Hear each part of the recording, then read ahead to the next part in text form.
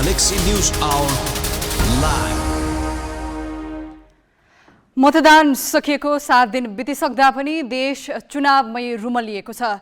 सरकार र सरकारका मन्त्रीहरूलाई चुनावले छोडेको छैन, बरु अबको सरकार कसले बनाउने र कसले नेतृत्व गर्ने भन्ने दौडधुप सुरु भइसकेको छ। तर जनताका दैनन्दिनका समस्या जिउका तिउ छन्। जनताका तिनै समस्यालाई घोषणा पत्रमा बडे अक्षरका नारा बनाएकाहरूले बिर्सेका छन् कि अब किसानलाई बाली लगाउन मल चाहिन्छ। मल नभए उनीहरूले अनाज उत्पादन गर्न सक्दैनन्। तर पोहोर परार जस्तै यसपालि पनि किसानहरू मल नपाएर आहत छन्। मल किन्न भनेर सरकारले बजेट छुट्यायो। सरासर काम गरेको भए मल ल्याउने जिम्मा पाएका सरकारी स्वामित्वका कम्पनीले दशैं अघि नै मल ल्याइसक्नु पर्ने थियो, तर काम भएन, मल आएन। मल ल्याउन नसक्ने उनीहरूका बहाना अनेक छन्। जानकारहरू भन्छन् मल खरिदमा व्यापक अनियमितता छ, कमिसनको खेल छ। सरकारको ध्यान भने न मल ल्याउनेमा छ न अनियमितता अन्त्यमा छ। किसान भने फेरि पनि हिस्सै। ग्यालेक्सी न्यूज आवरमा आज हामी हातमा नगद भए पनि मल नपाएका र सरकारले समर्थन मूल्य तोकिसक्दा पनि धानको भाउ नपाएका किसानका समस्यामाथि केन्द्रित हुनेछौँ। साथै नयाँ सरकार बनाउन प्रमुख दलहरूले थालेको कसरतबारे सामग्री पनि हामी देखाउनेछौँ।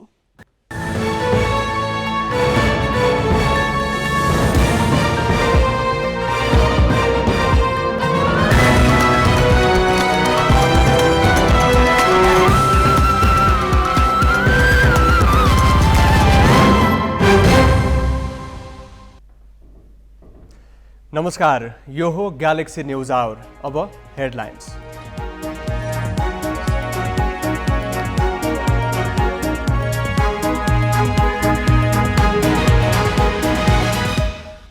कांग्रेसले थाल्यो सरकार गठनको कसरत। गठबन्धन भित्रकै असन्तुष्टिले देउवालाई सकस। राष्ट्रिय स्वतन्त्र पार्टी निर्णायक भूमिकामा, एमाले भने गठबन्धन फुटाउने दाउमा। प्रतिनिधि सभामा यसपटक पनि समावेशिताको उपहास। निर्वाचित हुनेमा खसारेकै बाहुल्य, महिला, आदिवासी जनजाति र दलितको प्रतिनिधित्व अघिल्लो पटकको भन्दा पनि कम हुने। किसानले यसपालि पनि हिउँदे बालीका लागि मल पाएनन्। जिम्मा पाएका निकायले समयमै आयात नगर्दा सरकारले आँखा चिम्लियो। चीनमा कोभिड विरुद्ध लगाएको लकडाउनको व्यापक विरोध। सरकार विरुद्ध 33 वर्ष यताकै ठूलो प्रदर्शनकारीले मागे राष्ट्रपति सीको राजीनामा। र विश्वकप फुटबलमा आज जर्मनी र स्पेन भिड्दै। जित्नै पर्ने दबावमा जर्मनी। आजै क्रोएसिया र क्यानाडा बीच प्रतिस्पर्धा। कोस्टारिकाले जापानलाई 1-0 ले हरायो।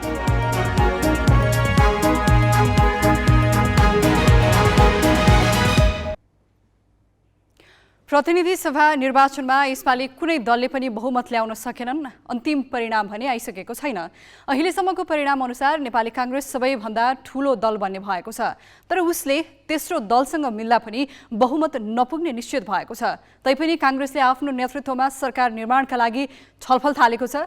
तर सत्ता गठबन्धनमा रहेका दलकै बहुमत नआएकाले कांग्रेसको नेतृत्वमा सरकार बन्न सहज भने देखिँदैन।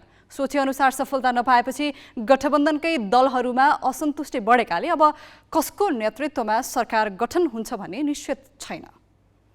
सत्ता गठबन्धनले संविधानको रक्षा र स्थिर सरकारको नारा दिएर निर्वाचनमा प्रतिस्पर्धा गर्यो। तर मतदाताले गठबन्धनको नारा पत्याएनन्। स्थिर सरकारका लागि बहुमत चाहिन्छ, तर गठबन्धनको नेतृत्व गरेको कांग्रेसको त कुरै छाडौं, गठबन्धनले नै बहुमत ल्याउने देखिँदैन। गठबन्धनमा रहेका सबैजसो दलले अपेक्षित मत ल्याउन सकेनन्। कांग्रेसले प्रत्यक्षतर्फ 70 सिट आसपास जित्ने अनुमान गरेकोमा 60 सिट पनि ल्याउन सकेन। उसले 2074 एक्लै प्रतिस्पर्धा गरेर जितेका केही क्षेत्र यसपालि गठबन्धन गर्दा समेत जोगाउन सकेन। ठूलो पार्टीको हैसियतले कांग्रेसले आफ्नो नेतृत्वमा सरकार गठनको पहल थालेको छ। प्रधानमन्त्री एवं कांग्रेस सभापति शेरबहादुर देउवाले गठबन्धनका अन्य दलका नेतालाई बोलाएर गठबन्धन सरकार बनाउने भनिसकेका छन्। फराकिलो अन्तरले नै हामी बहुमत ल्याउँछौँ भन्ने अपेक्षा थियो। त्यो नभए पनि हामी बहुमत चाहिँ ल्याउँछौँ।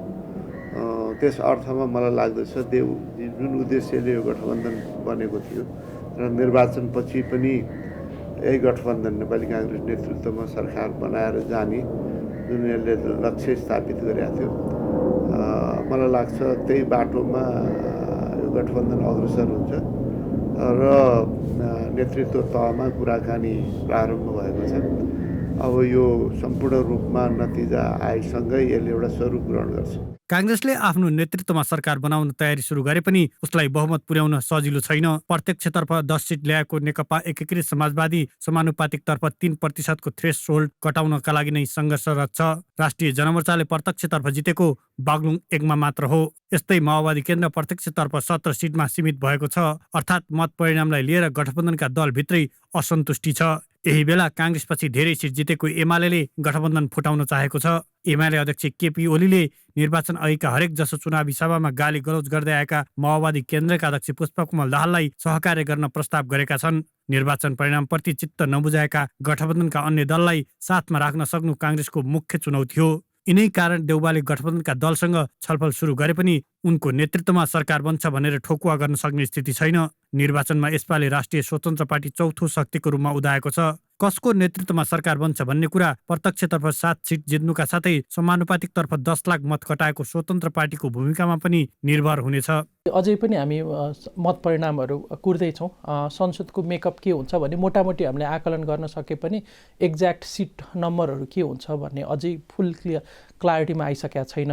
अहिले त्यो फुल क्ल्यारिटी भइसकेपछि हाम्रो पार्टीको मिटिङबाट चाहिँ हामीले त्यति बेलाको आवश्यकतालाई हेरेर एउटा निर्णयमा पुग्ने भन्ने हाम्रो विचार छ अहिलेलाई। ज्योतिषीले 7 पटक प्रधानमन्त्री हुने भविष्यवाणी गरेका देउवाले 6औं पटक सरकारको नेतृत्व गर्नका लागि पहल थाले पनि काङ्ग्रेसभित्र उनको विकल्प खोज्नुपर्ने मत पनि सशक्त बन्दै गएको छ।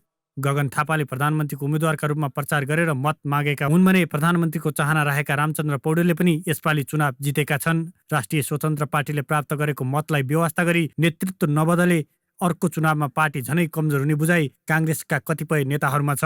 काङ्ग्रेस भित्रै एकमत नहुनु, माओवादी केन्द्रले अपेक्षित सिट नपाउनु, असारमा गठन भएको स्वतन्त्र पार्टीले उल्लेख्य मत पाउनु, पूर्व पञ्चहरूको पार्टी रापरपाको पुनर्दय हुनु लगायतका कारण सरकार कसको नेतृत्वमा गठन हुन्छ भनेर ठोकुवा गर्न सक्ने स्थिति छैन। क्यामेराम्यान विष्णु थापाका साथ अङ्गराज नेउपाने, ग्यालेक्सी फोके, काठमाडौँ। सत्ता गठबन्धनले सरकार बनाउन आवश्यक बहुमत नल्याएकाले नेकपा एमाले पनि भित्रभित्रै सरकार बनाउने कसरत थालिसकेको छ।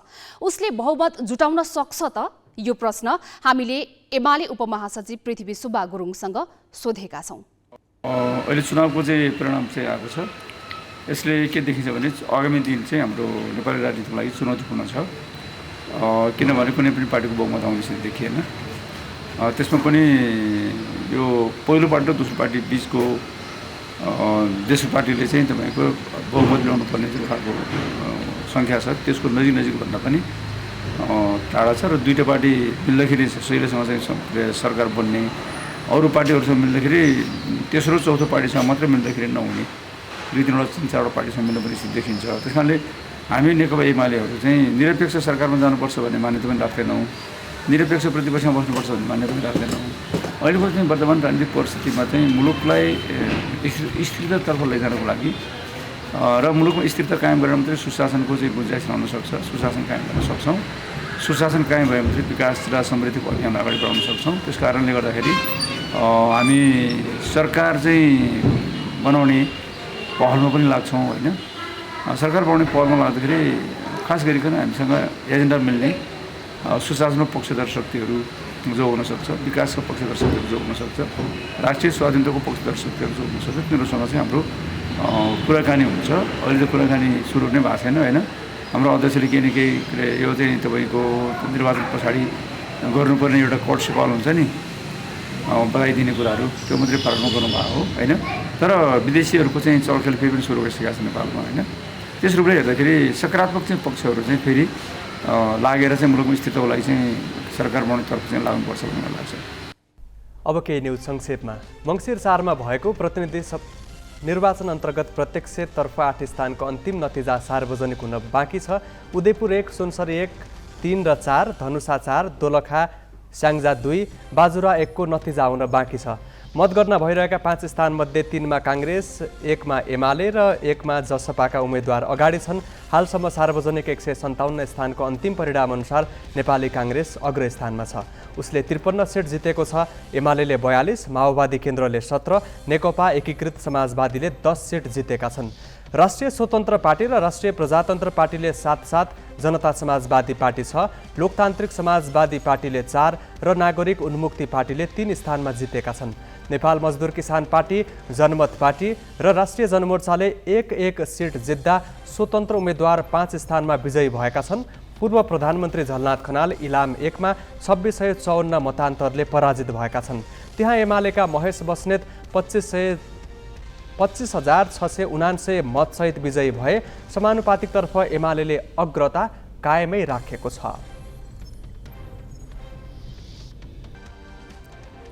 दोलखाका 10 केन्द्रमा पुनः मतदान हुने भएको छ। निर्वाचन आयोगले विवादित 10 केन्द्रमा पुनः मतदान गराउने निर्णय गरेको हो। मङ्सिर 4 गतेको निर्वाचनमा काङ्ग्रेसले बुथ कब्जा गरेको आरोप लगाउँदै एमाले उम्मेद्वार बालकृष्ण शिवाकोटीले मुख्य निर्वाचन अधिकृतको कार्यालयमा उजुरी दिएका थिए। त्यसपछि आयोगले टोली खटाएर विवादित स्थानको स्थलगत अध्ययन गरी पुनः मतदानको निर्णय गरेको हो। मङ्सिर 15 गतेभित्र मतदान गराउने भनिए पनि मिति तोकिएको छैन। दोलखामा 21 उम्मेद्वार चुनावी मैदानमा छन्। विद्यार्थी नेता चेतन ऐडीको हत्यामा संलग्नलाई कारबाहीको माग राख्दै सदरमुकाम मार्तडी लगायत बाजुराका विभिन्न स्थानमा प्रदर्शन भएको छ। हत्यारा पत्ता नलगाएसम्म शव नबुझ्ने भन्दै आफन्त लगायतले आज 6औं दिन पनि विरोध प्रदर्शन गरेका हुन्। प्रदर्शनका क्रममा मार्तडीमा अन्य राष्ट्रव्यूहका कार्यकर्ताले मुख्य निर्वाचन अधिकृत, प्रमुख जिल्ला अधिकारी, प्रहरी प्रमुख लगायतलाई दुर्व्यवहार गरेपछि स्थिति तनावपूर्ण बनेको थियो। दुर्व्यवहार गर्ने 11 जनालाई प्रहरीले नियन्त्रणमा लिएको छ। हत्यामा संलग्न भएको भनी आफन्तले 22 जना विरुद्ध उजुरी दिएका छन्। 2 जनालाई प्रहरीले पक्राउ गरेर अनुसन्धान थालेको छ। ऐडीको शव जिल्ला अस्पतालमा राखिएको छ।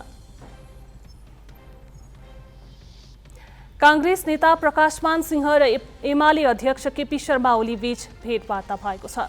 काठमाडौँ क्षेत्र नम्बर 1 बाट प्रतिनिधि सभा सदस्यमा निर्वाचित भएका सिंह आज साँझ अध्यक्ष ओलीलाई भेट्न बालकोट पुगेका हुन्। भेटका क्रममा 2 नेताले एक आपसमा बधाई साटासाट गरेका सिंहका प्रेस संयोजक यूपी लामिछानेले जानकारी दिए। एमालेका नेताहरूले कांग्रेससँग सत्ता सहकार्यका लागि आफूहरू खुला रहेको बताइरहेका बेला कांग्रेस नेता सिंहले ओलीलाई भेटेका छन्। प्रतिनिधि र प्रदेशसभा निर्वाचनको मत परिणाम आइरहेका बेला ओली र सिंहको भेटघाटलाई अर्थपूर्ण रूपमा हेरिएको छ। बाँकी प्रसङ्ग स्मृति मल्लबाट। प्रदेशसभा र प्रतिनिधि सभा निर्वाचनमा 11,500 उम्मेद्वार मतदाता सामु पुगे। उम्मेद्वार सामु यसपालि खास गरी किसानले मल नपाएको समस्या जोरदार रूपमा राखे। अन्न बाली लगाउने बेला जहिल्यै मल अभाव झेल्नु परेको र सरकारले अनुदान दिए पनि महँगो मूल्य तिर्नु परेको गुनासो सुनाए। उम्मेद्वारले आफूलाई जिताए समस्या समाधान गर्ने आश्वासन पनि दिए। चुनावी नतिजा लगभग आइसकेको छ, तर किसानले खेतबारीमा हाल्न मल भने पाएका छैनन्। मल खरिदको जिम्मा पाएका निकायको कमजोरीका कारण प्रमुख कृषि उपज धानका लागि पर्याप्त मल नपाएका किसानले यो हिउँदे सिजनमा लगाउने बालीका लागि पनि मल अभाव झेल्नु पर्ने भएको छ, तर कसैलाई पनि जवाफदेही बनाइएको छैन। सरकारले यो चालु आर्थिक वर्ष मल खरिदका लागि 15 अर्ब 50 करोड रुपैयाँ छुट्यायो।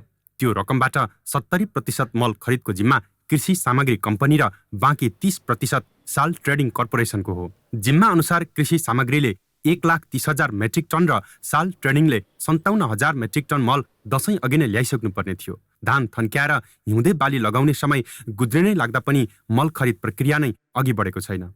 यी निकायले खरिद प्रक्रिया नै लामो रहेको कारण देखाएर काम नगर्दाको असर किसानमा परेको छ। किसानले हिउँदे बालीका लागि मल पाउन सकेका छैनन्। कमाई लगाउन बिउ बिजन हातमा लिएर बसेका किसान दोधारमा परेका छन्। 5 किलो मलको लागि परिवार गरेर लाइन बस्नुपर्छ।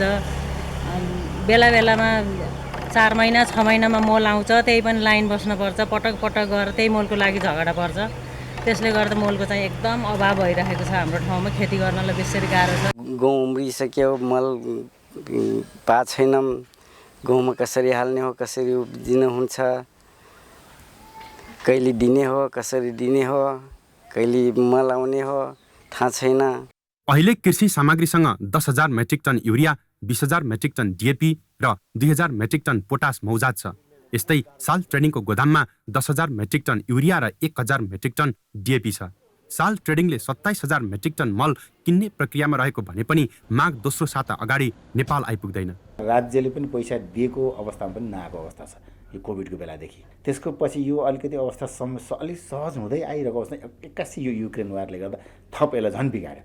अब टेन्डर दाताले नै दिनै नसक्ने अवस्था, किनभने ठुला कन्ट्रीहरूले आफै होल्ड गरिदिने, प्रोडक्सन कम भयो, सबैलाई जो प्रोडक्सन गर्ने, कति चाइनाले त लोड भइसकेको सामान पनि पठाएन र यस्ता चाइना जो ठुला कन्ट्री देशहरूले आफूलाई चाहिन्छ भने राखे र कतिले एक्सपोर्टै ब्यान गरेको हुनाले यसलाई ठुलो किसिमले इम्प्याक्ट पर्यो। अनि हामी जस्तो सानो कन्ट्रीको लागि कुनै पनि देशले त्यति साह्रो चासो दिएको देखिएन।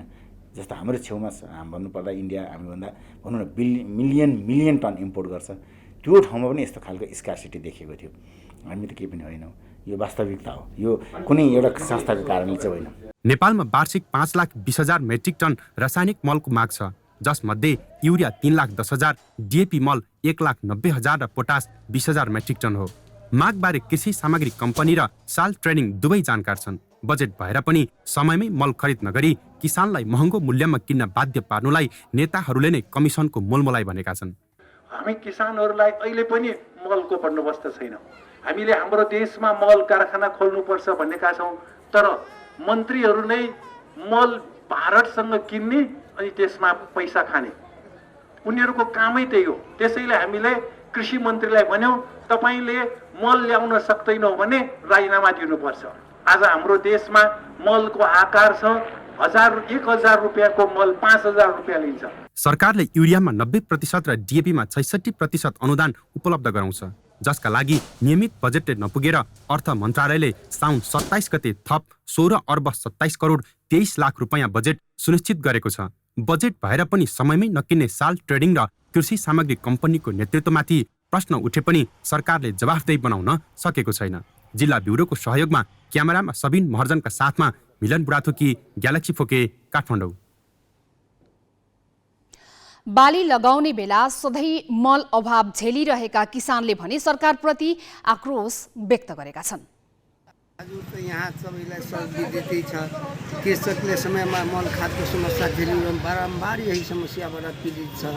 कहिले नगरपालिका धानु त कहिले वार्ड धानु, कहिले बोर्डर पारी जानु, त यहाँको प्रशासनहरूले झन् हुनसम्म समस्या दिइराखेको छ। बस्तरीमा मल खादको आवश्यकता अति नै आवश्यकता छ, तर यहाँ सरकारले उपलब्ध गरिरहेको छैन। यहाँ हामीलाई मल खादका अहिले गहुँको समय छ, तर मल खाद चाहिँ हामीलाई पारिपट्टिबाट गएर ल्याउनुपर्छ। त्यहाँ पुलिस प्रशासनहरूको चेकिङ हुन्छ, कहिलेकाहीँ त त्यहाँ इन्डिया गरेर खेतमा फालिदिन्छ। तोरीको सिजन छ, गहुँको सिजन छ, अब सबै सिजन सकिन लागेको छ। समयमा हामी मल खाद पाइराखेका छैनौँ, गहुँको बिउ पाइराखेका छैनौँ, धेरै समस्या छ। मलै छैन, नेताहरूले ल्याउन सकेका छैन। त्यही भएर सर अब मैले हिजै लिन गएको मलाई पाएको छैन, आज छर्नुपर्ने सर। मेरो त्यत्तिकै उ छ, खेती बाँझो नै छ सर। धान रोप्नेलाई पनि कुनै समयमा पनि पाइँदैन मल चाहिँ, जुन बाली लगाउने समयमा पाइँदैन, पछि पाइन्छ। पछि पाए पनि 5 किलो 10 किलोको भर पर्नुपर्छ, त्यसले कति हुन्छ र भन्न चाहिँ अब साझातिर गयो के साझामा चाहिँ लाइन लाएर भिड बस्नुपर्छ। बिहान फेरि कहिले पाउँछ कहिले पाउँदैन, उभियो खालि बोरो लिएर गयो, खालि लिएर फिर्ता भयो। के भन्छन्, दिँदैनन् तपाईँलाई? छैन, पुगेन भन्छन्। अहिले फेरि त्यो अलिअलि भएको गाउँहरू उम्रिरहेछ, त्यो उम्रेको गाउँलाई अहिले चाहिँ टप ड्रेसिङ गर्नुपर्ने हो। त्यो टप ड्रेसिङ गर्नलाई पनि हामीलाई चाहिँ अहिले मलै छैन, यो धेरै निकाल छ। यो मल चाहिँ राम्रोसँग अब किसानलाई चाहिँ सधैँभरि 12 मासे, यो आजको समस्या मात्र होइन, यो धेरै अगाडिबाट यही समस्या हामी झेल्दै आइरहेका छौँ। किसान जहिले पनि मार्कामा मात्रै हामी चाहिँ छौँ। हेर्नुहोस्, रोपाईको बेला मल र सिंचाई सुविधा नपाएर शास्ति भोगेका किसानले जसोतसो उब्जाएको धान बिक्रीमा समेत हैरानी भोग्नु परेको छ। सरकारले ढिलो गरी धानको न्यूनतम समर्थन मूल्य तोके पनि खाद्य व्यवस्था तथा व्यापार कम्पनीले खरिद प्रक्रिया अघि नबढाउँदा किसानलाई समस्या भएको हो। हिउँदे बालीका लागि मल र बिउ बिजन किन्न ठिक्क परेका किसान दुःख गरेर फलाएको धान सस्तैमा गल्ला व्यापारीलाई बेच्न बाध्य भएका छन्। चाडपर्व सकिए लगत्तै बर्दियाका किसानले धान भित्र्याए। वर्षभरि चाहिने धान भण्डारण गरेका किसानलाई बचेको धान बेच्न भने सकस भएको छ। धान बेचेर हिउँदे बाली, गहुँ, तोरी लगायतका लागि मल एवं बिउको जोगो गर्ने तयारीमा रहेका किसान खाद्य व्यवस्था तथा व्यापार कम्पनीले धान किन्न ढिलाइ गर्दा समस्या भएको हो। 2 साता अघि धानको समर्थन मूल्य तोकेको सरकारले अझै पनि धान किन्ने मेसो नल्याउँदा किसान समस्यामा परेका हुन्। नेपाल खाद्य संस्थाले धानको मूल्य त तोकिसक्यो भने अहिलेसम्म काँटा लगाएको छैन। अब हामी किसानहरूलाई धानको काँटा लगाइदिएको भए कि हामीले मल किन्नु पर्ने थियो, गहुँ किन्नु पर्ने थियो, गहुँको लागि मल चाहियो, उसको लागि पैसा चाहियो, त्यसको लागि खाद्य संस्थाले चाँडो गरिदिएको भए हामी किसानहरूलाई सजिलो हुने थियो। धान खरिदको जिम्मा पाएको खाद्य व्यवस्था तथा व्यापार कम्पनीले समयमै धान नकिन्दा किसानले धान लगाउँदा लिएको ऋण समेत तिर्न पाएका छैनन्। ऋण र खर्चले च्याप्दै लगेपछि उनीहरू सस्तोमा गल्ला व्यापारीलाई धान बेच्न बाध्य भएका छन्। साना किसानको धान सकिन लाग्छ। अब ठुला ठुला व्यापारीको धान मात्रै किन्ने जुन पहिलेदेखि परम्परा जुन छ त्यही नै निरन्तरता फेरि पनि अहिले देखिरहेको छ। अहिलेको यो सालको सरकारले अलिकता समयमा मूल्य निर्धारण गरे तापनि चाहिँ खरिद बिक्री नगरेको हुनाले त्यसमा चाहिँ फेरि समस्या त्यही नै पुरानो जिउको त्यो नै देखियो। सरकारले अघिल्लो वर्ष भदौ महिनामै धानको समर्थन मूल्य तोकेको थियो। यस वर्ष भने 2 साता अघि मात्रै मोटो धानको प्रति क्विन्टल 2967 रुपियाँ र मध्यम धानको 3126 रुपियाँ समर्थन मूल्य तोकेको छ। तर केन्द्रीय कार्यालयबाट आवश्यक बजेट र निर्देशन नआएको भन्दै खाद्य व्यवस्था तथा व्यापार कम्पनीका शाखा कार्यालयले धान खरिद प्रक्रिया अघि बढाएका छैनन्। धान उत्पादक किसानहरूले सम्पर्क गरिरहेका छन्। अब केन्द्रको निर्देशन बिना हामीले अब के गर्न मिल्दैन। केन्द्रमा यस सम्बन्धमा छलफल भइरहेछ र चाँडै मूल्य समर्थन भएर आउँछ भन्ने हामीले जानकारी भएको छ। बर्दियामा 50,250 हेक्टरमा धान खेती गरिँदै आइएको एकीकृत कृषि तथा पशुपक्षी विकास कार्यालयले जनाएको छ। समयमै पर्याप्त वर्ष भएको कारण अघिल्लो वर्षको तुलनामा धान उत्पादन बढेको छ। अघिल्ला वर्षमा झण्डै 3000 टन धान खरिद गरेको खाद्य व्यवस्था कम्पनीले यस वर्ष ढिलाइ गर्दा किसानलाई समस्या भएको हो। बर्दियाबाट ऋषिराम वाग्लाको रिपोर्ट। अब केही न्युज संक्षेपमा। मध्य प्रदेश सरकारले भोलि सार्वजनिक बिदा दिएको छ। विवाह पञ्चमी महोत्सवको अवसरमा सरकारले भोलि बिदा दिएको हो। मुख्यमन्त्री लालबाबु राउतले आज प्रेस विज्ञप्ति मार्फत भोलि सार्वजनिक बिदा दिएको जानकारी दिएका हुन्। त्रेतायुगमा सीता र रामको विवाह भएको स्मरणमा जनकपुरमा साताव्यापी विवाह पञ्चमी महोत्सव मनाइन्छ। यस अवसरमा भारतको अयोध्याबाट वर्षेनी जन्ती आउने परम्परा छ। चीनमा कोभिड संक्रमण नियन्त्रणका लागि भन्दै जारी लकडाउनको विरोध प्रदर्शनले देशव्यापी रूप लिएको छ। राजधानी बेजिङ र आर्थिक राजधानी मानिने साङ्घाईमा हजारौं प्रदर्शनकारी राष्ट्रपति सी जिनपिङ र कम्युनिस्ट पार्टी विरुद्ध सडकमा उत्रिएका छन्। बेजिङ र नानजिङका विश्वविद्यालयमा हजारौं विद्यार्थीले आज प्रदर्शन गर्दै राष्ट्रपति सी जिनपिङको राजीनामा मागेका छन्। बेजिङको सिङ्घुवा विश्वविद्यालयमा सरकार विरुद्ध सन् 1989 यताकै ठूलो प्रदर्शन भएको अन्तर्राष्ट्रिय सञ्चार माध्यमले जनाएका छन्। अहिले अवस्था केही सामान्य भए पनि प्रदर्शन भएका क्षेत्रमा ठूलो संख्यामा प्रहरी तैनात गरिएको छ। अन्य विश्वविद्यालयहरूमा शनिबार राति विद्यार्थीले प्रदर्शन गरेका फोटो र भिडियो सामाजिक सञ्जालमा सार्वजनिक भएका छन्। चीनमा यस्तो प्रदर्शनलाई सामान्य मानिँदैन। सरकार र राष्ट्रपतिको कसैले आलोचना गरे कठोर सजायको कानुनी व्यवस्था छ। गत साता उरुम्ची स्थित एउटा अपार्टमेन्टमा भएको आगलागीमा 10 जनाको ज्यान गएपछि चीनमा कोभिड निषेधाज्ञा विरुद्ध प्रदर्शन सुरु भएको हो। चीनिया अधिकारीहरूले भने निषेधाज्ञाका कारण उनीहरूको मृत्यु भएको अस्वीकार गर्दै आएका छन्। उरुम्चीका अधिकारीले भने शुक्रबार प्रेस विज्ञप्ति मार्फत आगलागीको घटनाप्रति माफी माग्दै जारी प्रतिबन्ध हटाउने आश्वासन दिएको थियो।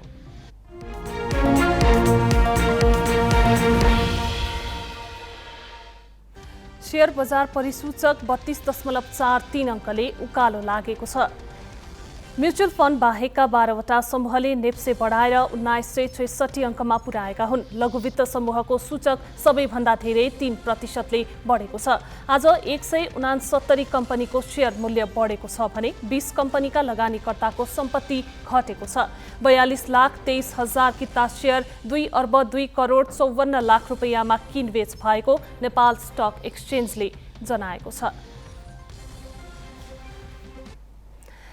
निर्वाचन सम्बन्धी थप प्रसङ्ग क्रान्ति शिखाबाट। संविधानले राज्यका हरेक संरचनामा समानुपातिक समावेशी प्रतिनिधित्व हुनुपर्ने भनेको छ। त्यसमा पनि राज्य सञ्चालनका मुख्य वाहक शक्ति राजनीतिक दल र तिनका संरचना त समावेशी हुन झनै आवश्यक छ। अझ कानुन बनाउने थलोमा समावेशिताको झनै अर्थ हुन्छ। तर संविधान जारी भएको 7 वर्ष बित्दा समेत दलहरूले समानुपातिक समावेशिताको कुरालाई गम्भीरताका साथ लिएका छैनन्। यसपालिको निर्वाचनको मतगणना अन्तिम चरणमा पुग्दा प्रतिनिधि सभामा समावेशिताको उपहास भएको देखिन्छ। निर्वाचित महिलाको संख्या नगण्य छ भने दलित समुदायबाट 1 जना मात्र चुनिएका छन्। संविधानमा राज्यका हरेक संरचनामा महिलाको 33% प्रतिनिधित्व अनिवार्य गरिएको छ। संसदमा महिलाको 33% उपस्थिति बाध्यात्मक व्यवस्था भए पनि दलहरूले प्रत्यक्षतर्फ महिलालाई उम्मेद्वार नै बनाउने गरेका छैनन्। बल्ल तल्ल टिकट पाएका महिला मध्ये जित्नेको संख्या झनै चिट्लाग्दो छ। सुरु गरौं सत्ता सम्हालिरहेको नेपाली कांग्रेसबाट। पार्टीको आन्तरिक संगठन निकै समावेशी रहेको दावी गर्ने कांग्रेसका तर्फबाट प्रतिनिधि सभामा निर्वाचित मध्ये खस आर्यका तर्फबाट 40 जना छन्, जबकि जनजातिबाट 7 जना मात्र चुनिएका छन्। मधेसी समुदायका 5 जना चुनिदा थारू समुदायबाट तेजुलाल चौधरी 1 जना मात्र निर्वाचित भए। कांग्रेसका तर्फबाट अहिलेसम्म जितेका मध्ये महिलाको प्रतिनिधित्व गर्ने सीता गुरुङ मात्र हुन्। दलित समुदायको प्रतिनिधित्व पूर्ति गर्न कांग्रेसले अब समानुपातिक निर्वाचन प्रणालीको सहारा लिनुपर्नेछ।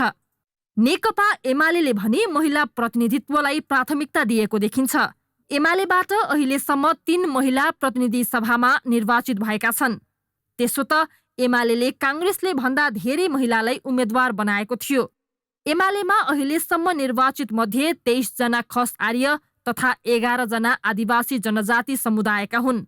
यसपालि मध्य प्रदेशमा पुनरागमन गरेको एमालेमा मधेसी समुदायबाट भएको प्रतिनिधित्व भने खासै सन्तोषजनक छैन।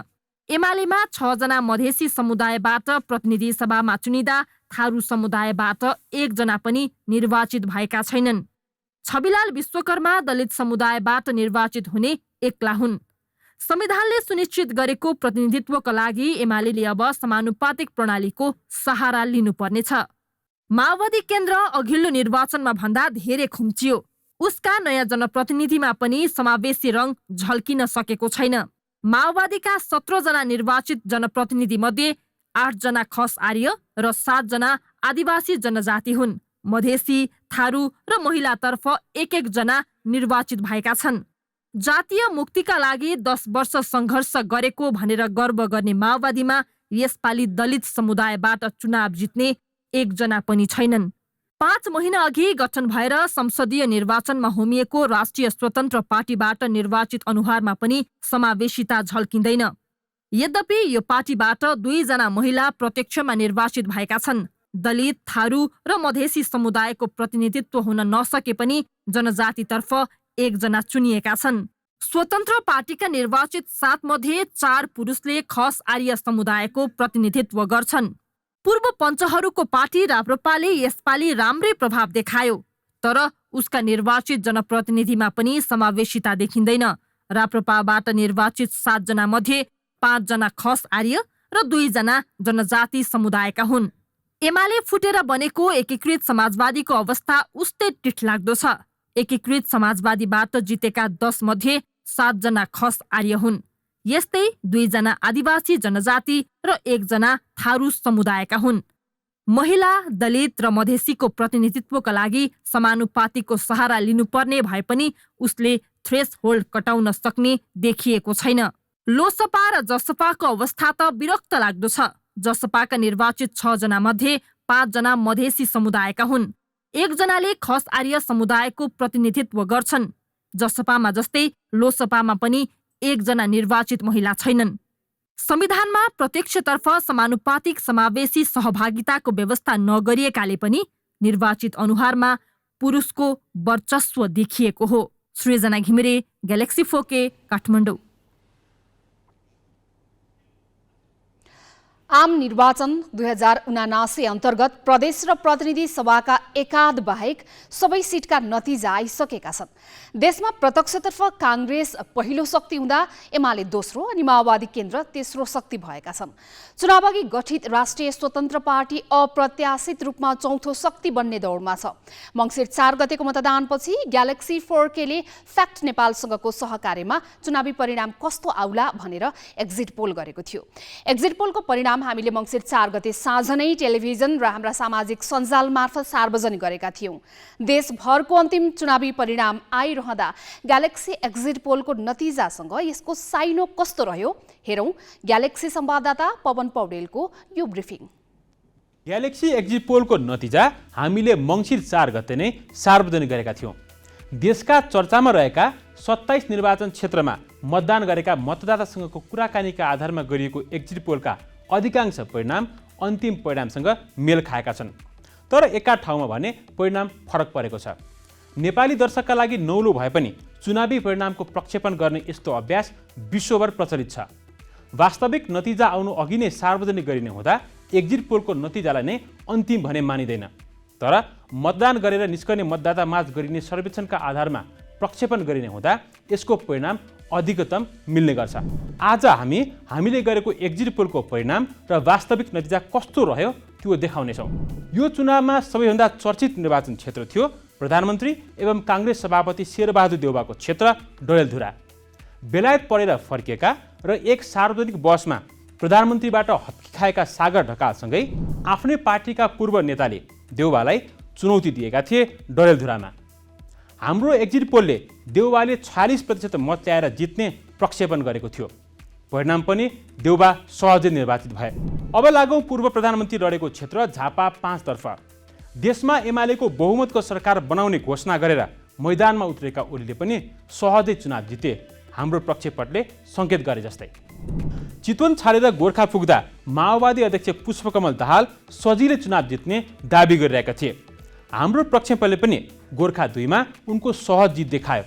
परिणाम पनि त्यस्तै आयो, दाहालले सजिलै चुनाव जिते। लामो समय जितको स्वाद चाखेका नेकपा एकीकृत समाजवादीका नेता अनि पूर्व प्रधानमन्त्री झलनाथ खनालले एमालेका महेश बस्नेतसँग इलाम 1 बाट चुनाव हार्ने प्रक्षेपण हामीले गरेका थियौँ र नतिजा पनि त्यस्तै आयो। समाजवादीकै अध्यक्ष पूर्व प्रधानमन्त्री माधव कुमार नेपाल बेला बेला क्षेत्र बदल्ने गर्छन्। चुनाव हारको समेत स्वाद चाखिसकेका नेपाल काठमाडौँबाट रौतहट पुग्दा चुनावी नतिजा के होला भन्ने धेरैको चासो थियो र हामीले त्यहाँ गरेको सर्वेक्षणले नेपाल चुनावमा विजय हुने देखाएको थियो अनि भयो पनि त्यस्तै। एमाले अध्यक्ष ओली बाहेक अरू चर्चित नेता समेत लडेका कारण झापा चर्चित जिल्ला हो। हामीले झापाका चर्चित उम्मेदवारहरू काङ्ग्रेसका कृष्ण सिटौला र राप्रपा अध्यक्ष राजेन्द्र लिङदेन अनि विश्वप्रकाश शर्मा र अग्नि खरेलमध्ये कसले जित्ला भनेर प्रक्षेपण गरेका थियौँ। एक्जिट पोलको नतिजाले सिटौलाले लिङदेनलाई जित्ने देखाएको थियो, तर प्रतिस्पर्धा कडा भए पनि सिटौलाले जित निकाल्न सकेनन्। यसमा भने हाम्रो प्रक्षेपण मिल्न सकेन।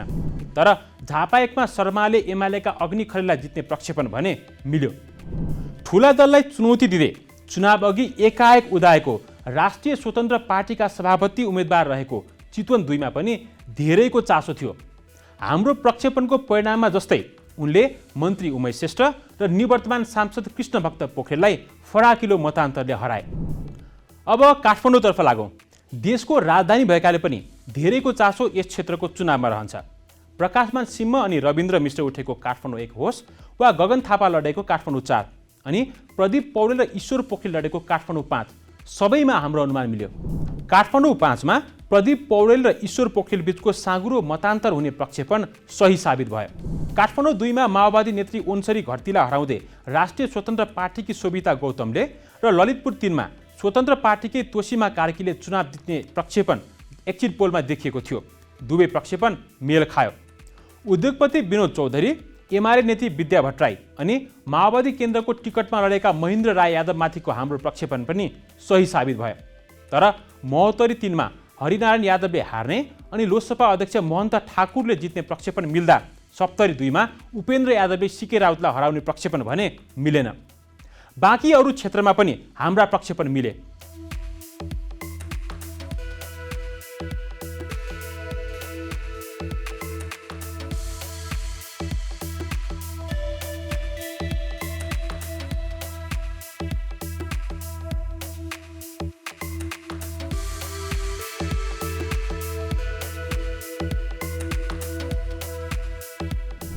हरेक सर्वेक्षणका केही सीमितता हुन्छन्। त्यसकारण यस्तो सर्वेक्षणको प्रक्षेपण 100% मिल्नुपर्छ भन्ने चाहिँ छैन। एक्जिट पोल निश्चित सङ्ख्यामा मतदातासँगको सर्वेक्षणमा आधारित हुन्छ। वैज्ञानिक विधि अपनाएर गरिने यस्ता सर्वेक्षणका नतिजा आम रूपमा मिल्ने गर्छन्। हामीले गरेको एक्जिट पोलको परिणाम 86% भन्दा बढी मिलेको देखिएको छ। आम दर्शकलाई चुनावी नतिजाबारे विश्व स्तरको अभ्याससँग अभ्यस्त बनाउने हाम्रो प्रयास आगामी दिनमा पनि जारी रहनेछ। सरकारले ल्याएको योगदानमा आधारित सामाजिक सुरक्षा कार्यक्रम लागू भएको 5 वर्ष भयो, तर अहिले पनि श्रमिक तथा रोजगारदातालाई योजनाबारे पूर्ण जानकारी छैन। सरकारले योजनाबारे श्रमिक र रोजगारदातालाई स्पष्ट बुझाउन नसक्दा यो कार्यक्रम पूर्ण रूपमा लागू हुन नसकेको हो। हालमा 2074 सालमा ऐन बनाएर योगदानमा आधारित सामाजिक सुरक्षा योजना लागू गरियो। निजी क्षेत्रका श्रमिकको पेन्सन तथा बिमा, स्वास्थ्य उपचारका पक्षमा यो योजना प्रभावकारी छ। सरकारले 3 वर्षभित्र 5 लाख श्रमिकलाई यस योजनामा आबद्ध गराउने उद्देश्य लिएको थियो। तर सरकारले न रोजगारदातालाई आबद्ध गराउन बाध्य बनाउन सक्यो, न त श्रमिकलाई नै यसको फाइदा र महत्त्व बुझाउन सक्यो। जसकारण 5 वर्षमा जम्मा 3,76,000 श्रमिक मात्रै सामाजिक सुरक्षा कोषमा आबद्ध भएका छन्। नेपाल ट्रेड युनियन महासंघ जी-फन्डको तथ्याङ्क अनुसार नेपालको श्रम बजारमा करिब 1 करोड 26 लाख श्रमिक छन्। यसको 86% अनौपचारिक क्षेत्रका हुन्, जो हालसम्म सामाजिक सुरक्षामा समेटिएका छैनन्। योजना कार्यान्वयन गर्ने तहमा पटक पटक नेतृत्व फेरिँदा योजना प्रभावकारी हुन नसकेको श्रमिकहरूको भनाइ छ। यहाँ रोजगारदाताहरू आफै उदासीन छ। त्यसपछि रोजगारदाताहरू त गएन, तर श्रम मन्त्रालय जो कानुनलाई चाहिँ कार्यान्वयन गराउनका निमित्त बनेको चाहिँ जुन संस्था छ ऊ आफै कानुन परिपालन गराउन सक्दैन।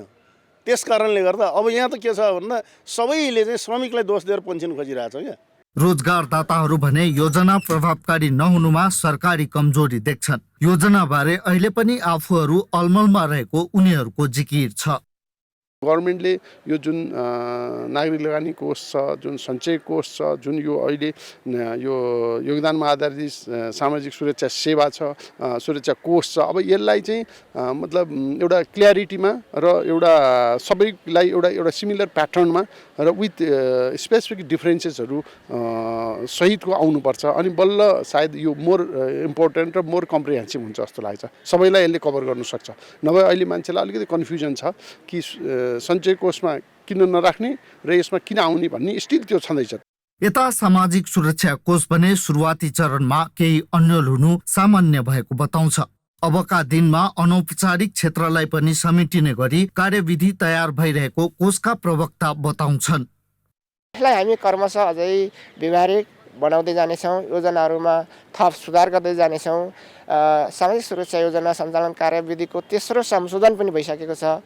यो तेस्रो संशोधनले जुन पहिला योगदानकर्ताको औषधि उपचार, स्वास्थ्य तथा मातृत्व सुरक्षा भन्ने थियो त्यसलाई योगदानकर्ताको पति वा पत्नी दुवैमा विस्तार गरिएको छ। हालसम्म सामाजिक सुरक्षा कोषमा 17,500 रोजगारदाता सूचीकृत भएका छन्। कोषमा 26 अर्ब योगदान रकम जम्मा भएको छ। क्यामेरामा सञ्जय घिमिरेको साथमा प्रशान्त ठाकुर, ग्यालेक्सी 4K, काठमाडौँ। काठमाडौँको विष्णुमती नदी करिडोर क्षेत्र अतिक्रमणकारीको चपेटामा छ। टोखा नगरपालिकाले करिडोर खोल्न चासो नदेखाउँदा आधा अर्ब मूल्य पर्ने 3 रोपनी भन्दा बढी जग्गा अतिक्रमण भइरहेको छ। करिडोरको जग्गा अतिक्रमणमा नगरपालिकाले त मौनता साधेको छ नै, अरू निकाय पनि तैचुप मैचुप छन्। बागमती जलाधार क्षेत्र अन्तर्गत विष्णुमती ठूलो नदी हो। अधिकार सम्पन्न बागमती सभ्यता एकीकृत विकास समितिले विष्णुमती नदीको आधा क्षेत्रमा पनि करिडोर खोल्न सकेको छैन। 17 किलोमिटर मध्ये 6.5 किलोमिटरसम्म मात्र ट्र्याक खोलिएको छ। बाँकी करिडोर क्षेत्र अतिक्रमणको चपेटामा छ। दृश्यमा देखाइएको यो 81 नम्बर कित्ता सार्वजनिक जग्गा हो। विष्णुमती नदी क्षेत्रमा नेपाल सरकारको नाममा पूर्जा बनेर रहेको जग्गा करिडोरको मापदण्डभित्र पनि पर्छ।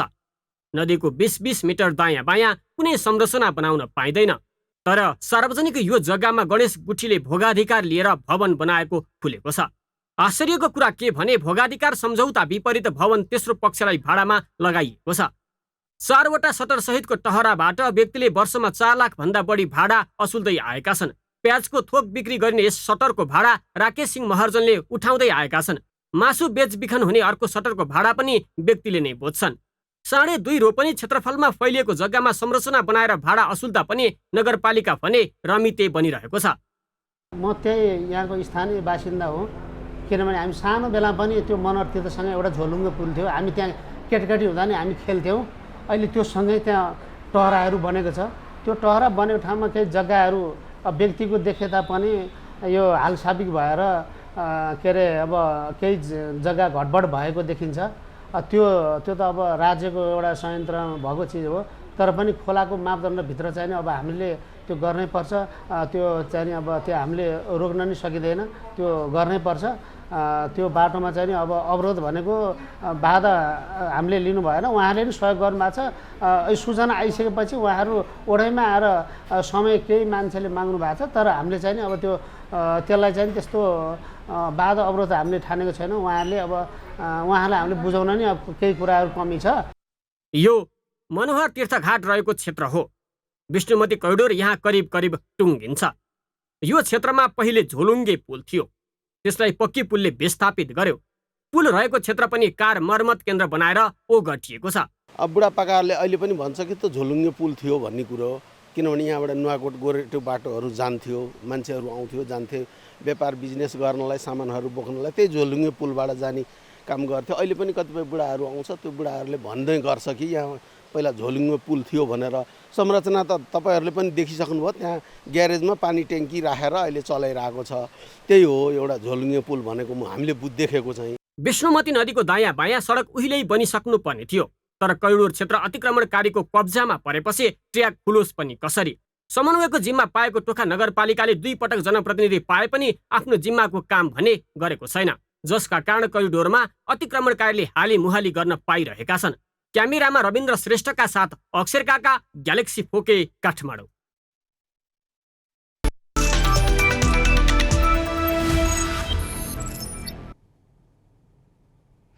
जब 7 महिना अघि विश्वकप फुटबलको खेल तालिका सार्वजनिक भयो, धेरैको नजर समूह चरणका लागि तय एउटा खेलमा पर्यो। त्यो हो स्पेन जर्मनीको खेल।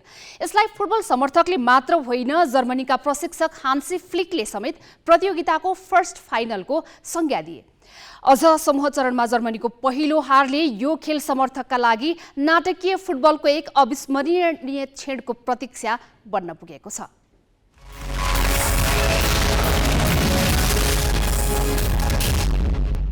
चार पटकको विश्व च्याम्पियन जर्मनी आफ्नो 80 वर्ष लामो फुटबल यात्रामा पहिलो पटक 2018मा विश्वकपको समूह चरणबाटै बाहिरियो। त्यति बेला जर्मनी निकै आलोचित बन्यो। आलोचनाको शिकार बनेका असिस्ट किङ मेसुट ओलिजले अन्तर्राष्ट्रिय फुटबलबाट सन्यासै लिनु पर्यो।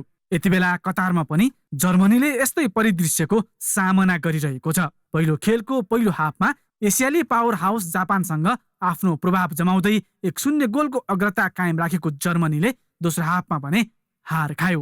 दोस्रो हाफमा जापानले 2 गोल गरेपछि जर्मनी पराजित हुन पुग्यो। यसले जर्मनीको ब्याकलाइन लामो समयदेखि चिन्ताको विषय बनिरहेको प्रमाणित भयो। जर्मनीले पछिल्ला 4 अन्तर्राष्ट्रिय खेलमा 6 गोल खाइसकेको छ।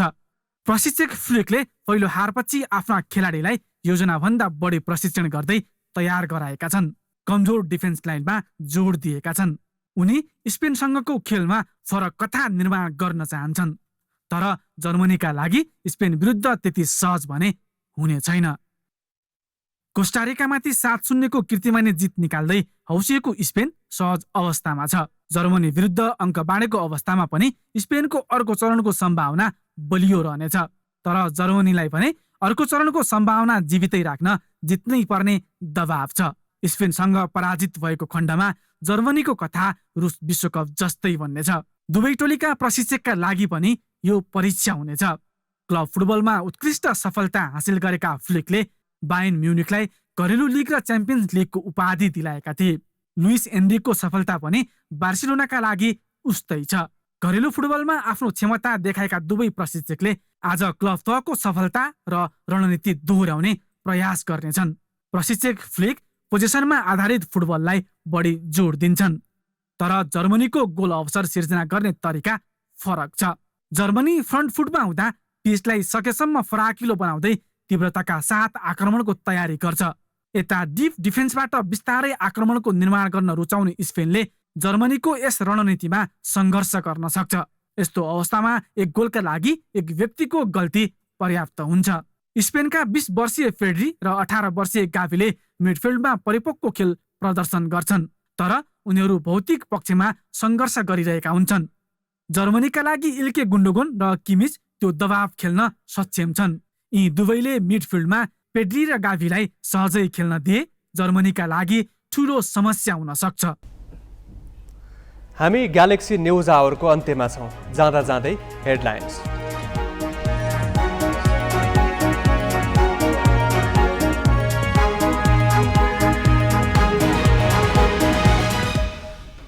काङ्ग्रेसले थाल्यो सरकार गठनको कसरत, गठबन्धनभित्रकै असन्तुष्टिले देउवालाई सकस। राष्ट्रिय स्वतन्त्र पार्टी निर्णायक भूमिकामा, एमाले भने गठबन्धन फुटाउने दाउमा।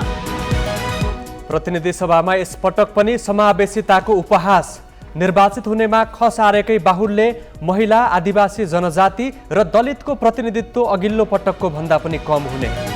किसानले यसपालि पनि हिउँदे बालीका लागि मल पाएनन्। जिम्मा पाएका निकायले समयमै आयात नगर्दा सरकारले आँखा चिम्लियो। चीनमा कोभिड विरुद्ध लगाइएको लकडाउनको व्यापक विरोध। सरकार विरुद्ध 33 वर्ष यताकै ठूलो प्रदर्शनकारीले मागे राष्ट्रपति सीको राजीनामा। र विश्वकप फुटबलमा आज जर्मनी र स्पेन भिड्दै, जित्नै पर्ने दबावमा जर्मनी। आजै क्रोएसिया र क्यानाडा बीच प्रतिस्पर्धा। कोस्टारिकाले जापानलाई 1-0 ले हरायो।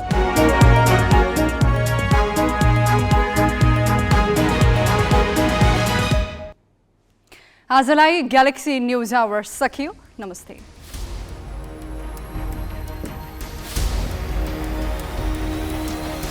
This is Galaxy News Hour Live.